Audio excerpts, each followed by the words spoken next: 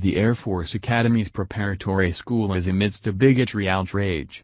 A still obscure culprit composed racial designations on the dry eradicate sheets outside the apartments of 5 diverse ARC cadets. Security is as of now examining the occurrence, yet meanwhile, the inquiry turned out to be the way to address the episode. With noted supporter of racial domination and the two sides, Donald Trump in the White House, my trust in an administration substance taking care of a racial occurrence like this was quite low, yet I was enchanted to be demonstrated wrong by the Air Force Academy's director, Lieutenant General Jay Silveria. Silveria tended to the 5,000 cadets alongside personnel and staff and influenced it to clear in an intense discourse that in addition to the fact that this is somewhat conduct not endured, but rather that being in the Air Force is contradictory to that dialect and those thoughts. In case you're insulted by those words, at that point you're in the perfect place, he said Thursday. You ought to be insulted as a pilot, as well as an individual.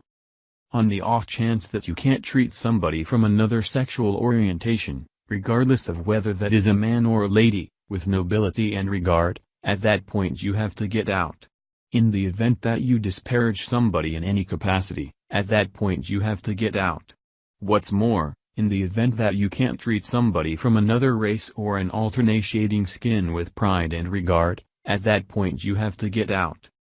Somebody should demonstrate this video to Donald Trump, since this is the manner by which you handle a bigot occurrence. It ought to be met with finish and aggregate sicken. There's no squirm room. No, well, there are two sides to each story, horse crap. Obviously, I don't know the amount he'll tune in light of the fact that as per Lieutenant General Silveria's discourse, Donald Trump, a man who is plainly not offended by prejudice and can't treat individuals of different races and sexes with deference, should get out. I don't oppose this idea,